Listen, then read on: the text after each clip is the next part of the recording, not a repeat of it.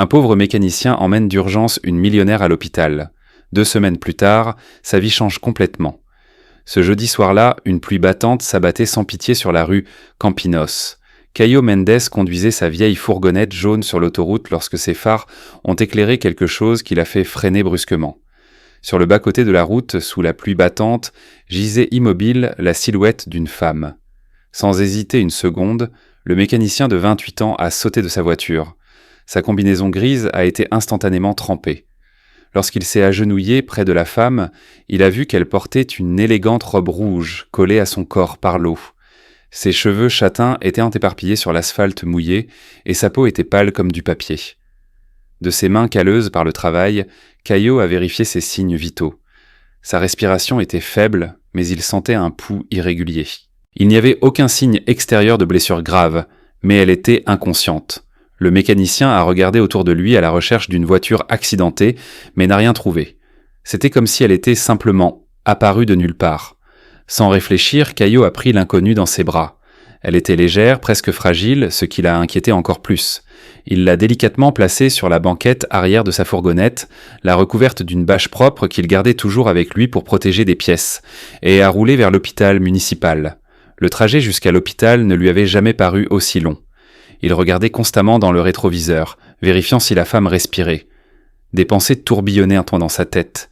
Avait-elle une famille ? Pourquoi était-elle seule sur la route ? Était-ce un accident ou s'était-elle simplement évanouie ? Arrivé aux urgences, Caio s'est littéralement précipité dans l'hôpital, portant l'inconnu dans ses bras. Ses chaussures de sécurité claquèrent sur le sol mouillé. Médecins et infirmières se sont immédiatement précipités pour l'aider et l'ont transféré sur un brancard. Pendant que la femme était prise en charge par le personnel médical, Caio est resté attendre dans le couloir. L'eau de ses vêtements s'écoulait sur le sol froid, mais il s'en fichait. Il ne pouvait pas chasser de son esprit l'image de cette femme sous la pluie. Quelque chose en elle l'avait profondément touché. Une sorte de fragilité qui avait éveillé en lui un instinct protecteur. Plusieurs heures ont passé. Caio n'a quitté l'hôpital que lorsque les médecins ont confirmé que l'état de la femme était stable et que sa vie était hors de danger. Apparemment, elle avait subi une chute de tension brutale, probablement causée par un stress intense et la malnutrition. Elle n'avait sur elle ni papier, ni bijoux, rien qui puisse l'identifier. Le mécanicien a laissé ses coordonnées choisissant à la réception et a demandé qu'on le contacte si la femme demandait, après lui ou si des informations étaient nécessaires. Puis il est rentré chez lui, dans son petit appartement d'un quartier ouvrier, où il vivait seul depuis qu'il avait perdu ses parents dans un accident 1 an auparavant. Les jours suivants, Caio ne pouvait cesser de penser à l'inconnu en robe rouge. Même à l'atelier, en réparant des moteurs et en changeant de l'huile, ses pensées revenaient à cette soirée sur la route. Il se demandait, s'était-elle rétablie ? Avait-elle retrouvé sa famille ? Se souvenait-elle de ce qui s'était passé ? Le mécanicien avait une routine simple. Il se levait à 5 heures du matin, buvait un café noir et se rendait à l'atelier de Don Joaquim où il travaillait jusqu'à 18 heures. Ensuite, il rentrait chez lui, dînait de quelque chose de simple et regardait la télévision avant de dormir. C'était une vie sans grand bouleversement, mais honnête et digne. Une semaine plus tard, Caio était absorbé par son travail sur un moteur lorsqu'il a entendu des pas s'approcher de l'atelier. Il a levé la tête et a failli laisser tomber sa clé à molette. Devant lui se tenait elle, la femme à la robe rouge. Elle portait maintenant des vêtements décontractés mais élégants. Ses cheveux châtains étaient impeccablement coiffés, et ses yeux verts brillaient d'une lumière que Caio n'avait pas vue cette nuit pluvieuse. Elle lui a souri, et dans son sourire se lisait non seulement de la gratitude, mais aussi quelque chose de plus profond. L'atelier de Don Joaquim n'avait jamais vu de visiteuse aussi élégante. Isabella Ferraz marchait entre les outils et les pièces automobiles comme si elle flottait, créant un contraste saisissant avec l'environnement huileux et bruyant. Caio, n'en croyant toujours pas ses yeux, s'est essuyé les mains avec un chiffon et s'est approché d'elle. Elle l'a étudié un instant, comme pour graver chaque trait de son visage dans sa mémoire. Dans ses yeux, elle a vu le reflet de ce qu'il avait vécu et une gratitude sincère qui a réchauffé le cœur du mécanicien. Isabella a raconté qu'elle avait passé 3 jours à l'hôpital, se remettant non seulement physiquement, mais aussi émotionnellement. Les médecins lui ont expliqué qu'elle avait subi une dépression nerveuse, résultat de plusieurs mois de stress et de négligence de sa propre santé. Si Caio ne l'avait pas trouvée cette nuit-là, les conséquences auraient pu être irréversibles. Pendant sa convalescence, elle avait insisté pour avoir des nouvelles de l'homme qui l'avait sauvée. Le personnel de l'hôpital lui avait décrit un mécanicien en combinaison grise qui était resté assis pendant des heures dans la salle d'attente, trempé et inquiet, jusqu'à ce qu'il soit sûr qu'elle allait bien. Ce que Caio ignorait, c'est qu'Isabella Ferraz était la propriétaire de l'une des plus grandes chaînes de cliniques de médecine esthétique de l'État de Sao Paulo. À 32 ans, elle avait bâti un empire commercial, mais elle en avait payé le prix fort. Elle travaillait 16 heures par jour, se reposait rarement et avait perdu le contact avec tout ce qui comptait vraiment dans la vie. Cette nuit fatidique, elle revenait d'une réunion d'affaires infructueuse lorsqu'elle s'est sentie mal sur la route. Elle a arrêté sa voiture, est sortie pour prendre l'air, et la dernière chose dont elle se souvenait était un fort vertige. Les jours suivants, Isabella a observé le travail de Caio, se rendant à l'atelier sous divers prétextes. Parfois, elle apportait du café pour les mécaniciens, d'autres fois, elle posait des questions sur des services dont elle n'avait pas réellement besoin. Elle étudiait le caractère de l'homme qui l'avait sauvée sans rien attendre en retour. Ce qu'elle a découvert l'a profondément impressionnée. Caio était connu dans le quartier pour sa générosité. Il réparait les voitures de ses voisins pauvres en ne facturant que les pièces, aidait gratuitement les personnes âgées avec leur véhicule et offrait toujours à tous un sourire aimable. Don Joachim, le propriétaire de l'atelier, a dit à Isabella que Caio était comme un fils pour lui. Devenu orphelin à 20 ans, le jeune homme avait appris le métier dans ce même atelier et était devenu un employé indispensable. Il était honnête, travailleur et possédait un talent naturel pour diagnostiquer les problèmes de voiture. Isabella a également appris que Caio vivait dans une petite maison de location, que son plus grand rêve était d'avoir son propre atelier et qu'il envoyait une partie de son salaire à la tante qu'il avait élevée et qui vivait maintenant dans une maison de retraite. L'entrepreneur a commencé à réfléchir à sa propre vie. Toute sa réussite financière lui semblait vide en comparaison de la richesse humaine que possédait Caio. Il était aimé, respecté et surtout, il était heureux avec des choses simples. Pendant 2 semaines, Isabella a continué à visiter l'atelier, trouvant toujours une excuse pour parler à Caio. Elle a remarqué qu'il était timide en sa présence, mais qu'il la traitait toujours avec la même gentillesse que tout le monde. Il n'y avait dans son comportement ni intérêt personnel ni arrière-pensée, seulement une bonté sincère venant du cœur. C'est alors qu'Isabella a pris une décision qui allait changer leur vie. Elle a trouvé en Caio ce que tout son argent ne pouvait acheter. L'authenticité, la pureté de l'âme et une précieuse leçon sur ce qui est vraiment important dans la vie. Un vendredi ensoleillé, Isabella est arrivée à l'atelier avec une enveloppe à la main. Caio a remarqué qu'elle avait l'air différente. Il y avait de la détermination dans ses yeux, et un sourire énigmatique jouait sur ses lèvres. Le mécanicien ne se doutait pas que cette enveloppe contenait la clé d'une transformation complète de sa vie, et que la gratitude d'Isabella était sur le point de se manifester de la manière la plus incroyable qui soit. Elle s'est approchée de lui d'un pas décidé, portant avec elle non seulement un cadeau matériel, mais aussi l'intention de rembourser une dette émotionnelle qu'elle considérait inestimable. L'enveloppe qu'Isabella tenait tremblait légèrement dans ses mains. Caio a remarqué l'émotion dans ses yeux verts et a mis son travail de côté. La tension dans l'air était presque palpable. Quelque chose d'important allait se produire. Isabella a pris une profonde inspiration avant de parler. Elle a raconté que ces dernières semaines, elle avait réfléchi à cette nuit pluvieuse et à la manière dont la gentillesse de Caio avait influencé sa vie. Il ne s'agissait pas seulement du fait qu'il l'avait sauvée physiquement, mais aussi qu'il avait réveillé en elle une conscience des valeurs qu'elle avait perdues sur le chemin du succès. Ensuite, l'entrepreneur a révélé qui elle était vraiment. Elle a parlé de ses cliniques, de son entreprise et de sa réussite financière. Mais elle a aussi parlé du vide qu'elle ressentait et de la façon dont elle perdait le contact avec son humanité. Observer la générosité naturelle de Caio avait été pour elle comme un miroir qui lui montrait tout ce qu'elle avait laissé derrière elle. Caio écoutait en silence, essayant de comprendre que cette femme élégante qui visitait son atelier était en réalité une millionnaire. Cela expliquait ses vêtements raffinés, sa voiture chère et sa manière de parler. Toujours polie, mais avec l'assurance d'une personne habituée à prendre des décisions importantes. Isabella a tendu l'enveloppe à Caio, mais il a hésité.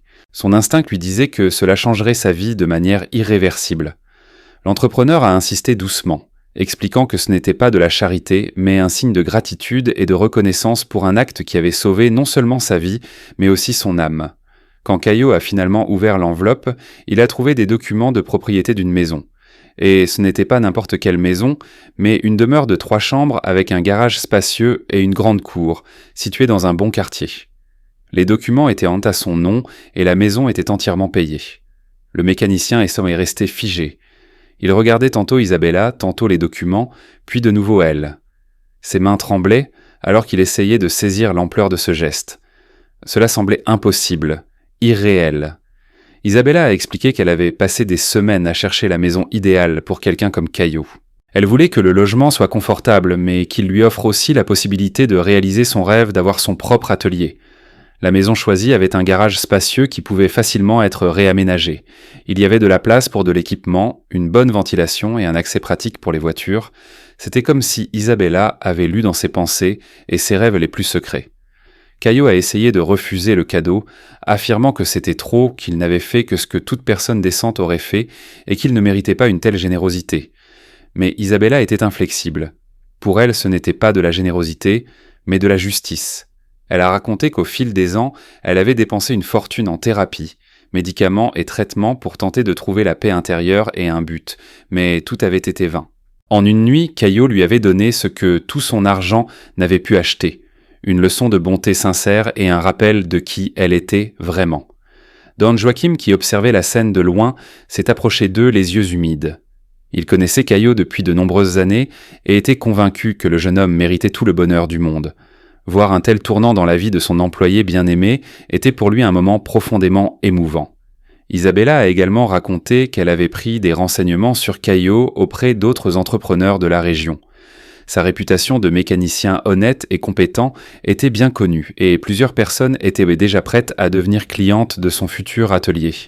L'entrepreneur avait tout planifié dans les moindres détails. En plus de la maison, elle avait organisé un réseau de contacts qui pourrait aider Caio à démarrer sa propre entreprise.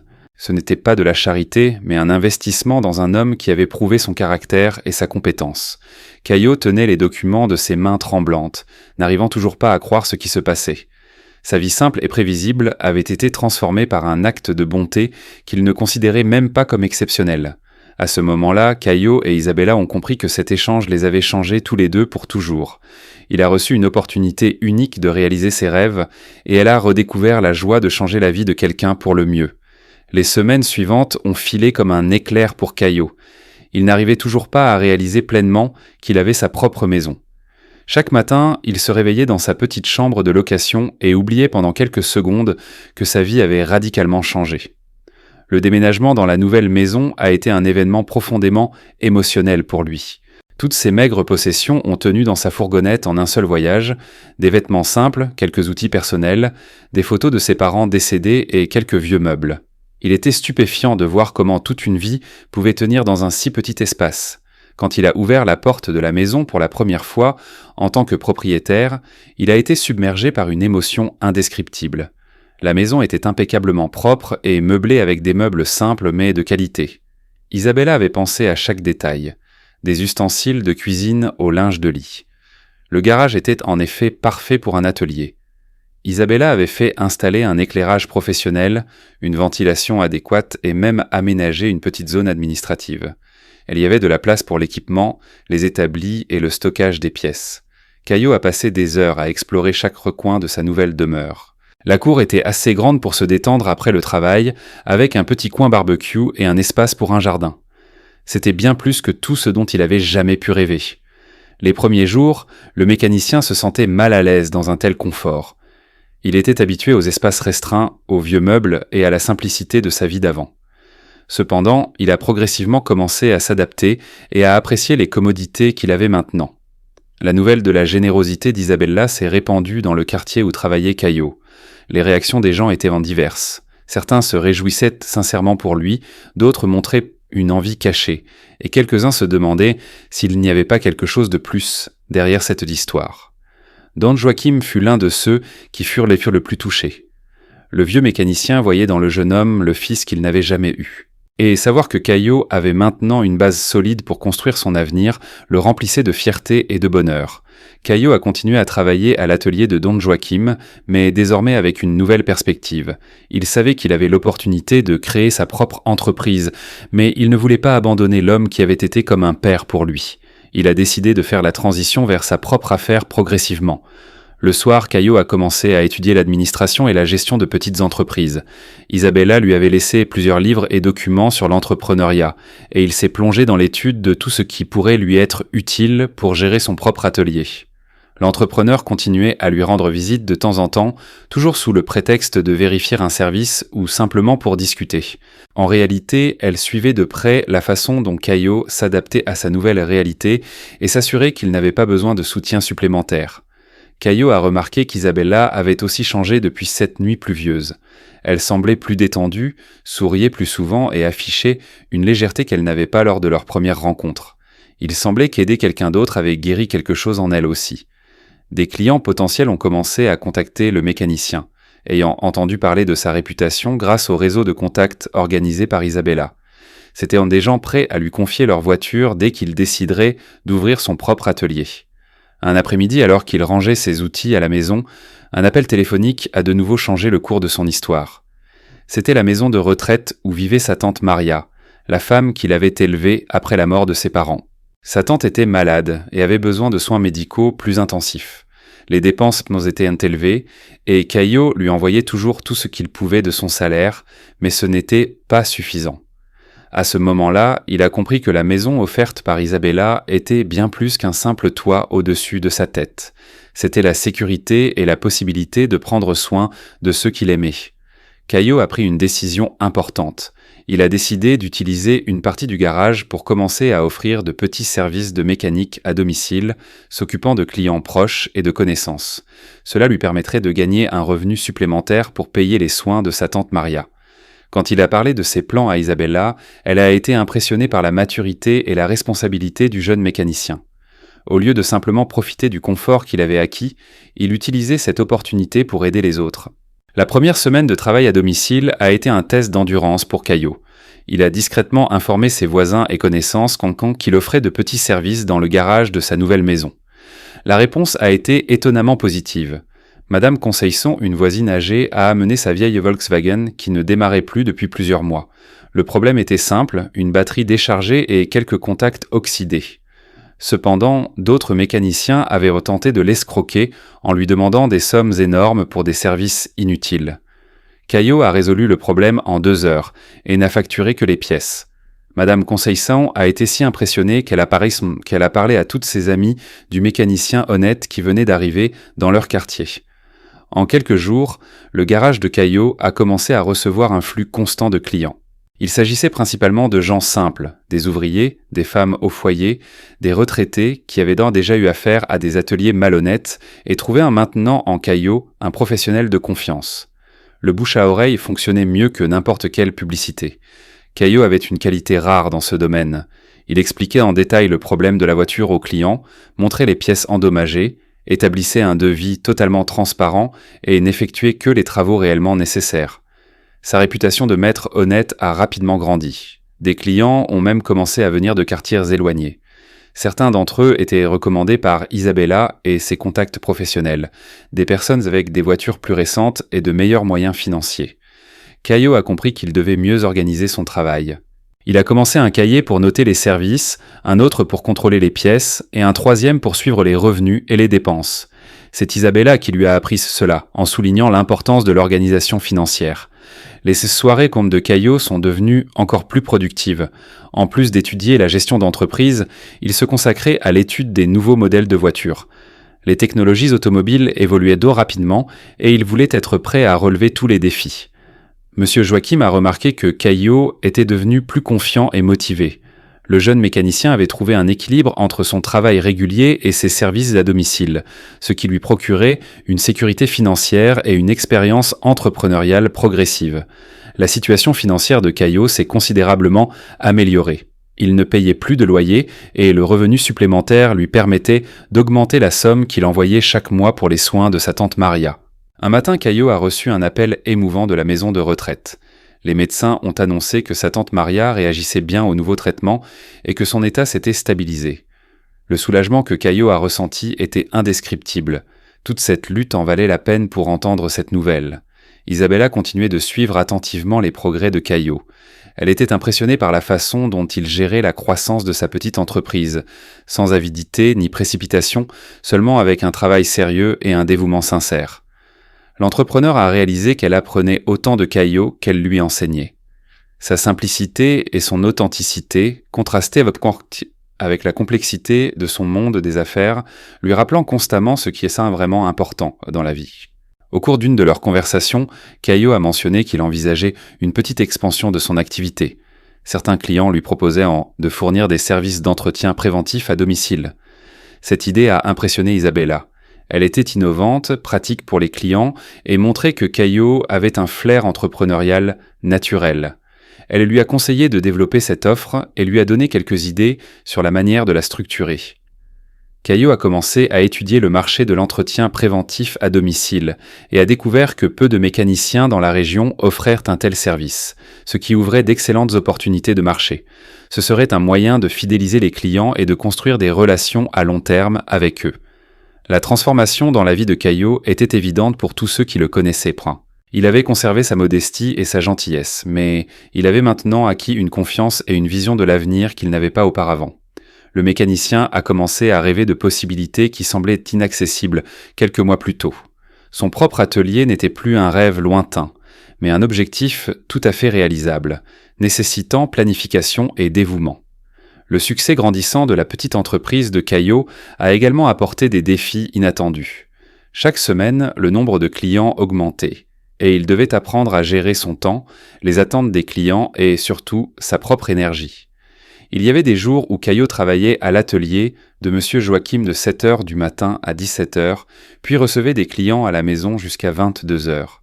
Son corps commençait à montrer des signes de fatigue, mais sa détermination à saisir l'opportunité qu'Isabella lui avait donnée était plus forte.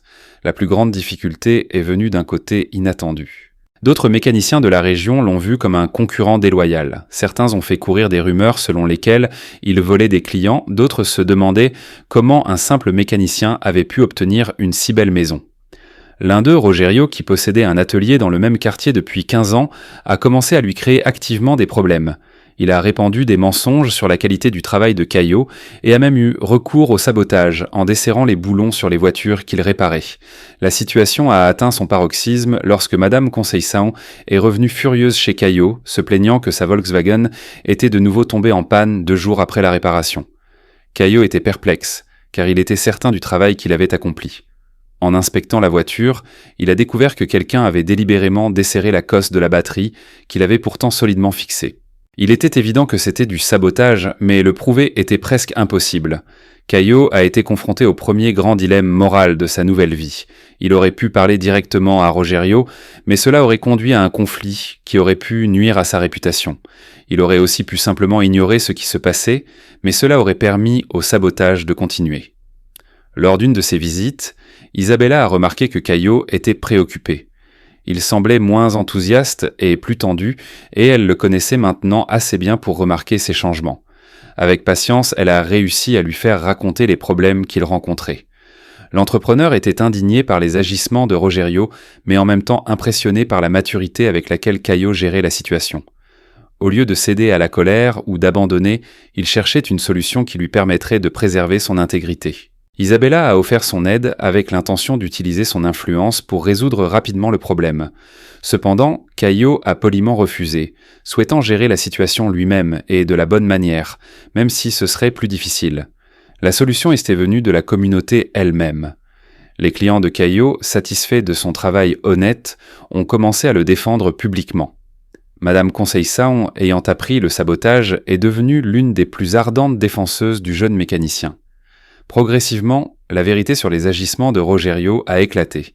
D'autres mécaniciens de la région, qui s'étaient initialement sentis menacés par Caillot, ont commencé à comprendre qu'il y avait de la place pour tout le monde, si l'on travaillait bien et honnêtement. Cette crise a enseigné à Caillot de précieuses leçons. Il a compris que le succès attire toujours l'envie, que préserver son intégrité est plus important que de gagner une dispute, et qu'une solide réputation est la meilleure défense contre la calomnie. Cet épisode a également renforcé sa relation avec Isabella. Elle a vu que Caillot n'était pas seulement un bon mécanicien, mais aussi un homme au caractère solide qui affrontait les difficultés avec dignité. Cela a confirmé une fois de plus que sa décision de l'aider avait été absolument la bonne. Pendant cette période difficile, Caillot a également reçu de bonnes nouvelles concernant sa tante Maria. Les médecins ont annoncé qu'elle se rétablissait mieux que prévu et qu'elle pourrait peut-être quitter la maison de retraite dans quelques mois. Cette nouvelle a donné à Caillot une motivation supplémentaire pour surmonter les défis professionnels. Il a commencé à rêver de faire venir sa tante Maria vivre avec lui dans sa nouvelle maison, où il pourrait s'occuper d'elle personnellement. Le jeune mécanicien a compris que les obstacles qu'il avait rencontrés l'avaient rendu plus fort et plus sage. Il n'était plus simplement un mécanicien talentueux, mais il se transformait en un véritable entrepreneur avec une vision de l'avenir et des qualités de leader. La confiance que Caillot a acquise au cours de cette phase difficile est devenue la base pour des défis encore plus grands qui l'attendaient, surtout lorsqu'il devrait prendre la décision la plus importante de sa nouvelle vie. 6 mois après avoir reçu la maison d'Isabella, Caillot a été confronté à une décision qui pouvait complètement changer le cours de sa vie. Le succès de sa pratique privée avait tellement augmenté qu'il avait à peine le temps de servir tous ses clients, même en travaillant tard dans la nuit. Remarquant cela, M. Joachim a eu une conversation franche avec Caillot. Le vieux mécanicien, qui avait toujours été comme un père pour lui, a prononcé des mots que le jeune homme n'oublierait jamais. Parfois, pour s'envoler, il faut avoir le courage de quitter le nid. La proposition était à la fois tentante et effrayante. Caillot pouvait quitter son emploi stable et se consacrer entièrement à sa propre entreprise. Il avait suffisamment de clients, une réputation établie et, grâce à la générosité d'Isabella, une base solide pour commencer. D'un autre côté, renoncer à un salaire stable était un grand risque. Et si quelque chose tournait mal? Et si les clients cessaient de faire appel à lui? Et s'il ne parvenait pas à maintenir le niveau de vie qu'il avait atteint? Pendant plusieurs semaines, Caillot a hésité entre l'audace et la peur. Il faisait des calculs financiers obsessionnels, essayant de prévoir tous les scénarios possibles, parlait à ses clients, étudiait le marché et visitait même d'autres ateliers pour mieux le comprendre. La réponse est venue d'un côté inattendu. Lors d'une conversation téléphonique, sa tante Maria a dit quelque chose qui a profondément touché le cœur de Caillot. Elle lui a rappelé que ses parents avaient toujours été de courageux entrepreneurs, propriétaires d'une petite épicerie qui subvenait dignement aux besoins de la famille. Ton père disait toujours que la vie récompense ceux qui n'ont pas peur de parier sur eux-mêmes, a dit sa tante Maria d'une voix encore faible mais pleine de sagesse. Tu as le talent, le caractère et surtout une opportunité que peu de gens ont. Isabella Font a également joué un rôle fondamental dans cette décision. Lors d'une conversation dans le garage, alors qu'il travaillait sur le moteur de sa voiture, elle a partagé sa propre expérience entrepreneuriale. Elle a parlé des peurs qu'elle a affrontées en ouvrant sa première clinique, des nuits blanches et du fait que la croissance est toujours associée à des risques. Le plus grand risque, a dit Isabella, n'est pas d'essayer et d'échouer, mais de ne jamais essayer et de se demander toute sa vie. Et si j'avais essayé? Ces mots résonnèrent dans la tête de Caillot. Le moment décisif est arrivé lorsque Caillot a reçu une offre d'un entrepreneur local. L'homme voulait qu'il devienne le mécanicien officiel de sa flotte de camions, lui proposant un contrat qui garantirait un revenu mensuel important pour au moins 2 ans. C'était le coussin de sécurité dont Caillot avait besoin pour faire le grand saut. Avec ce contrat, Purvekond, il pouvait quitter son travail à l'atelier de M. Joachim et se consacrer entièrement à sa propre entreprise. La conversation avec M. Joachim a été émouvante. Le vieux mécanicien n'a montré ni tristesse ni ressentiment. Au contraire, il était fier que Caillot ait grandi et soit prêt à suivre son propre chemin. Il lui a offert son soutien total, promettant de recommander des clients et de l'aider avec des conseils chaque fois que nécessaire. Le dernier jour de travail à l'atelier, Caillot ressentait un mélange de nostalgie et d'anticipation. Cet endroit avait été son école, sa deuxième maison, où il avait appris non seulement à comprendre les moteurs, mais aussi à être une personne responsable et honnête.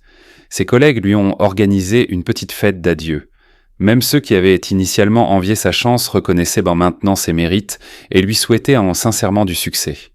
Isabella est apparue à la fête avec un cadeau spécial, un ensemble complet d'outils professionnels de dernière génération.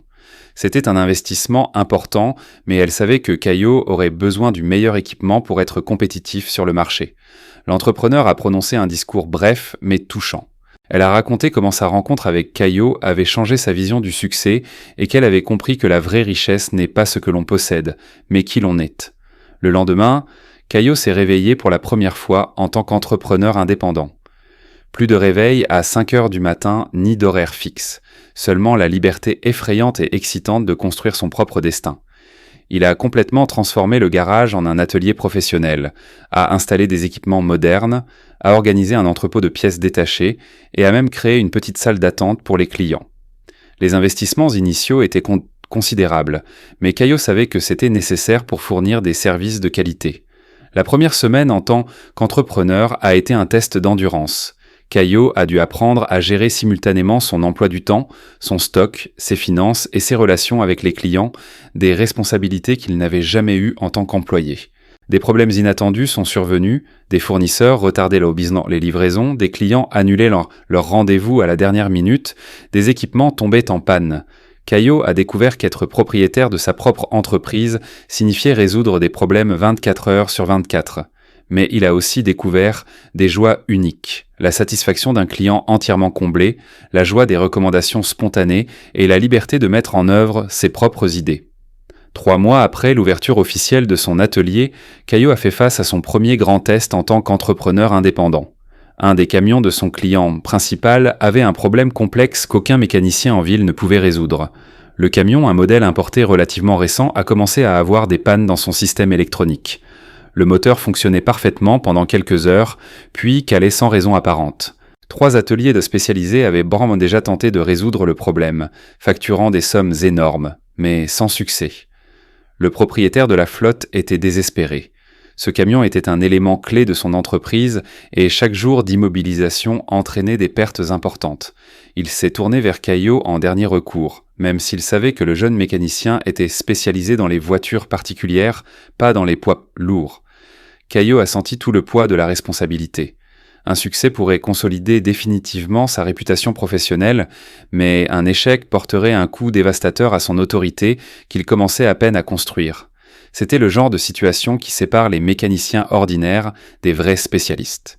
Après une première inspection, Caio a compris que le problème ne venait pas des composants mécaniques traditionnels, mais du système électronique complexe du véhicule, un domaine dans lequel il avait des connaissances théoriques, mais peu d'expérience pratique. Le jeune mécanicien a pris une décision audacieuse. Au lieu de prétendre tout savoir, il a été honnête avec le client, expliquant qu'il aurait besoin de temps supplémentaire pour rechercher et étudier le système spécifique de ce modèle. Pendant une semaine entière, Caio a pratiquement vécu à côté du camion. Il a étudié les manuels techniques, regardé des vidéos spécialisées sur Internet et a même contacté des mécaniciens d'autres villes qui avaient de l'expérience avec de telles machines. Isabella a suivi de près cette lutte. Elle a vu en Caio la même détermination qu'elle avait elle-même manifestée en construisant son empire commercial. La différence était qu'il avait conservé la modestie et l'honnêteté qu'elle avait autrefois perdues. Le bon diagnostic a été posé après d'innombrables heures de tests et d'analyses. Le problème venait d'un capteur, à première vue insignifiant, qui envoyait des informations incorrectes à l'unité de contrôle électronique. Cette pièce ne coûtait presque rien, mais très peu de spécialistes connaissaient son emplacement et sa fonction. Quand Caio a enfin résolu le problème, il a ressenti un sentiment indescriptible. Le camion fonctionnait parfaitement et l'entrepreneur impressionné a décidé de confier l'entretien de toute sa flotte au jeune mécanicien. La nouvelle de son succès s'est rapidement répandue dans la communauté des affaires locales. Caio avait réussi là où des mécaniciens expérimentés avaient échoué, non seulement grâce à ses compétences techniques, mais aussi grâce à son approche systématique et à sa volonté d'apprendre.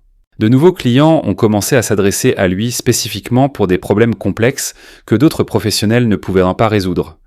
Son atelier est devenu une référence en matière de diagnostic complexe, une spécialisation que peu de gens possédaient dans la région. Le succès a entraîné de nouveaux défis. Caio a dû embaucher un assistant pour faire face à la demande croissante. Il a choisi un jeune apprenti de son quartier, suivant l'exemple de Don Joachim, qui lui avait donné sa première chance. La croissance de son entreprise a permis à Caio de finalement ramener sa tante Maria à la maison. La femme qui l'avait élevée se remettait peu bien et pouvait vivre avec lui, recevant tous les soins nécessaires. Préparer la maison pour accueillir sa tante Maria est devenu pour Caio un projet qu'il a mené avec amour. Il a installé des barres d'appui, adapté la salle de bain, aménagé une chambre confortable et a même réservé un espace dans le jardin pour qu'elle puisse cultiver ses fleurs préférées. L'arrivée de sa tante Maria à la maison a marqué un moment spécial dans la vie de Caio. Il avait non seulement pu changer sa propre vie, mais aussi assurer le confort et la dignité de la personne qui lui était la plus chère. Isabella a été profondément touchée de voir avec quelle tendresse Caio prenait soin de sa tante Maria. Cela a confirmé une fois de plus que sa décision de l'aider avait été absolument la bonne. Il n'était pas seulement un mécanicien talentueux, mais une personne exceptionnelle. Le jeune entrepreneur a compris que le vrai succès ne se mesure pas seulement à la croissance de l'entreprise, mais aussi à la capacité d'utiliser ses réussites pour changer la vie des personnes qui comptent pour vous. 1 an après l'ouverture de son propre atelier, Caio a reçu une invitation qui a de nouveau changé sa vision de l'avenir. L'association commerciale de Campinas voulait le récompenser en tant que entrepreneur révélation de l'année, reconnaissant non seulement son succès commercial, mais surtout sa manière éthique de mener ses affaires. Cette nouvelle a sincèrement surpris Caio. Il ne s'était jamais considéré comme un entrepreneur exceptionnel, mais simplement comme quelqu'un qui travaille avec dévouement et honnêteté.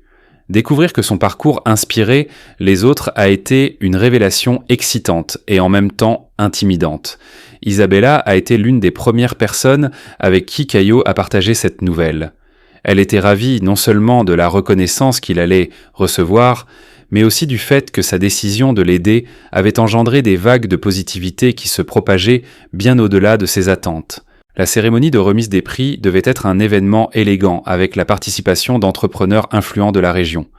Caio n'avait jamais assisté à de tels événements et se sentait mal à l'aise à cause du formalisme de l'ambiance. Isabella a proposé de l'accompagner et de l'aider à se préparer. En se préparant pour l'événement, Caio a réfléchi à son parcours. En moins de 2 ans, il était passé d'un simple employé à un entrepreneur reconnu, tout en réussissant à conserver ses valeurs et ses principes. La présence de sa tante Maria dans sa maison donnait une dimension particulière à sa vie. Voir la femme qu'il avait élevée se rétablir dans le confort et la sécurité procurait à Caio un sentiment de plénitude qu'aucun succès professionnel ne pouvait offrir. Le soir de la remise des prix, Caio est arrivé à l'événement accompagné d'Isabella, de sa tante Maria et de Don Joachim.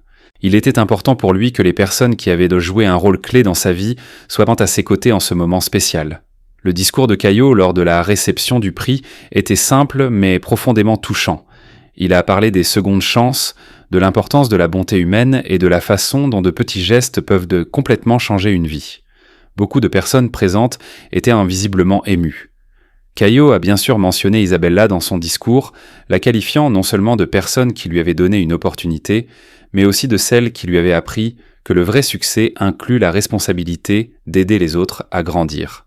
Après la cérémonie, plusieurs entrepreneurs se sont approchés de Caio avec des propositions de partenariat, d'expansion de son entreprise et même de rachat de son atelier. Il était évident que sa réputation était définitivement établie dans la communauté des affaires locales. L'une des propositions les plus intéressantes venait d'un groupe d'investisseurs qui souhaitait créer un réseau d'ateliers automobiles sur le modèle de service développé par Caio. L'idée était de diffuser son approche honnête et transparente dans d'autres villes de la région. Caio était tenté par l'opportunité de croissance, mais en même temps prudent. Il a compris que toutes les opportunités attrayantes ne conviennent pas à chaque moment de la vie, et il a décidé qu'il avait besoin de temps pour réfléchir et évaluer soigneusement chaque option. Isabella a totalement soutenu sa prudence. Elle savait par sa propre expérience comment une croissance rapide peut menacer les valeurs fondamentales d'une entreprise. Elle lui a conseillé de croître au bon rythme en gardant toujours le contrôle sur la qualité et les principes. Dans les mois qui ont suivi la remise du prix, l'atelier de Caio a connu une croissance encore plus forte. Des clients venaient des villes voisines spécifiquement pour faire vérifier leur voiture chez lui. Son emploi du temps était toujours plein, mais il insistait pour servir personnellement chaque client. Le jeune entrepreneur a décidé d'investir dans la technologie et la formation. Il a acheté des équipements de diagnostic de dernière génération et s'est inscrit à des cours spécialisés sur les systèmes électroniques automobiles les plus modernes, afin d'être toujours à la pointe de la technique. Caio a également lancé un programme de formation pour les jeunes de sa communauté souhaitant apprendre le métier de mécanicien. C'était sa façon de rendre les opportunités qu'il avait reçues et de contribuer à la formation d'une nouvelle génération de professionnels éthiques. La relation entre Caio et Isabella s'est transformée en une amitié profonde et sincère. Ils se rencontraient régulièrement, non plus comme une bienfaitrice et un bénéficiaire, mais comme 2 personnes qui s'enrichissaient mutuellement de leurs expériences. Isabella disait souvent qu'elle avait plus appris de Caio sur l'authenticité et le but que lui n'avait jamais appris d'elle sur les affaires. Cet échange a continué à profiter à tous les deux et est devenu l'un des plus précieux de leur vie. 2 ans après cette nuit pluvieuse qui a changé leur vie pour toujours, Caio et Isabella se sont retrouvés à l'hôpital municipal. Cette fois, cependant, non pas comme une victime et un sauveur, mais comme des partenaires dans un projet qui allait impacter des centaines de personnes. Caio a proposé de créer un programme d'entretien automobile gratuit pour les familles à faible revenu de la région. L'idée était d'offrir des contrôles de base et des petites réparations aux personnes qui ne pouvaient non pas se permettre des services mécaniques, mais dépendaient de leur voiture pour travailler. Isabella a non seulement soutenu l'initiative, mais a également décidé de la financer entièrement par le biais de son entreprise. Elle avait appris de Caio que la véritable réalisation vient du fait de changer la vie des autres, et non de la simple accumulation de richesses. Le programme se déroulait dans les locaux de l'hôpital même, dans un espace fourni par l'administration. Une fois par mois, Caio et une équipe de mécaniciens bénévoles s'occupaient gratuitement de tous ceux qui avaient besoin d'aide avec leur voiture. Le premier jour du programme a été émouvant. Des dizaines de personnes sont venues. Des chauffeurs de taxi avec de vieilles voitures aux femmes de ménage qui se rendaient au travail en moto. Caio s'est occupé de tout le monde, avec le même soin et le même dévouement.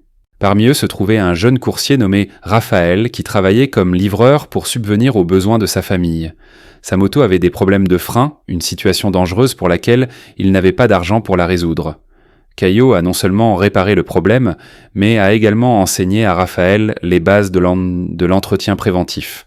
Quelques mois plus tard, Raphaël est venu à l'atelier de Caio. Le jeune homme avait réussi à économiser de l'argent en suivant les conseils d'entretien et voulait maintenant apprendre le métier de mécanicien. Caio l'a immédiatement pris comme apprenti, se souvenant de son propre parcours. L'histoire du programme a fait la une des journaux locaux et Caio a été invité à plusieurs interviews. Il a toujours souligné que tout avait commencé par un geste de générosité d'Isabella, transformant sa gratitude en action sociale. Sa tante Maria, maintenant complètement rétablie, est devenue l'une des principales partisanes du programme. Elle préparait des collations pour les mécaniciens bénévoles et parlait aux familles, qui attendaient, offrant des mots de réconfort et d'espoir. L'atelier de Caio est devenu une référence non seulement sur le plan technique, mais aussi social. Des entrepreneurs de la région ont commencé à s'adresser à lui non seulement pour des services mécaniques, mais aussi pour des partenariats dans des projets sociaux. Sa réputation a dépassé le cadre professionnel. Isabella, inspirée par l'exemple de Caio, a complètement revu son approche des affaires. Ces cliniques ont commencé à offrir des traitements gratuits aux personnes à faible revenu, et elle est devenue l'un des principaux sponsors de projets sociaux dans la région. L'entrepreneur réfléchissait souvent à la façon dont cette nuit pluvieuse avait changé non seulement la vie de Caio, mais aussi sa propre essence. Elle avait redécouvert la joie de contribuer à quelque chose de plus grand que ses propres intérêts. Lors d'une conversation dans le jardin de la maison de Caio, en regardant sa tante Maria s'occuper des fleurs, Isabella a dit quelque chose qui résumait parfaitement sa transformation. Je pensais que le succès, c'était d'avoir tout ce que l'on désire. Maintenant, je sais que c'est d'avoir la possibilité de faire tout ce qui est important. Caio est devenu bien plus qu'un mécanicien à succès. Il était un leader communautaire, un mentor pour les jeunes professionnels et un exemple de la manière dont la gratitude peut se transformer en une action transformatrice. Son atelier employait 6 personnes et était devenu une école informelle pour les mécaniciens éthiques. Le programme à l'hôpital continuait de croître. D'autres professionnels se sont joints à l'initiative, des électriciens, des plombiers, des menuisiers, tous inspirés par l'exemple de Caio. Le projet s'est transformé en un centre de solidarité qui aidait des centaines de familles chaque mois. Un jour spécial, exactement 2 ans après cette nuit pluvieuse, Caio et Isabella sont retournés à l'endroit où ils l'avaient trouvé. C'était un moment de réflexion sur la façon dont une seule décision de s'arrêter et d'aider une inconnue avait engendré des vagues de transformation qui se sont propagées bien au-delà de leur vie personnelle. Là, au bord de la route où tout avait commencé, ils ont compris qu'ils avaient en découvert le vrai sens de la richesse. Elle ne résidait pas dans ce qu'ils possédaient, mais dans ce qu'ils avaient construit ensemble, un réseau de bonté qui continuerait d'influencer la vie des générations futures. Caio a regardé Isabella et a souri avec le même sourire aimable qu'elle avait vu pour la première fois à l'atelier de Monsieur Joachim. « Tu sais ce qu'il y a de plus incroyable dans toute cette histoire ?» demanda-t-il. « C'est que tout a commencé simplement parce que quelqu'un a décidé de faire ce qui est juste. » Isabella a senti que cette nuit pluvieuse n'était pas un hasard, mais une opportunité que l'univers avait offerte à 2 personnes pour qu'elles découvrent de quoi elles étaient vraiment capables lorsqu'elles choisissent Kanko la bonté comme guide. La pluie s'est remise à tomber, mais cette fois, ils n'ont pas couru pour s'abriter. Ils sont restés là, deux amis, unis par une histoire qui prouvait que la générosité sincère trouve toujours un moyen de se multiplier, créant des cycles infinis de transformation et d'espoir. Cette histoire nous enseigne qu'un seul geste de bonté peut provoquer des changements inimaginables. Caio et Isabella ont découvert que la vraie richesse ne réside pas dans ce que nous possédons, mais dans notre capacité à influencer positivement la vie des autres.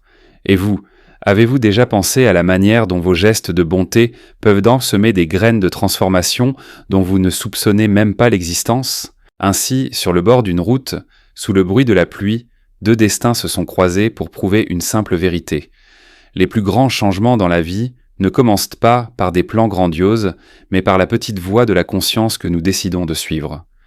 L'histoire de Caio et Isabella n'est pas un conte de fées sur la richesse soudaine, mais un hymne à l'humanité, nous rappelant que la bonté n'est pas seulement un acte, mais un investissement dans un monde où chaque personne que vous sauvez en sauvera un jour une autre, poursuivant une chaîne infinie d'espoir.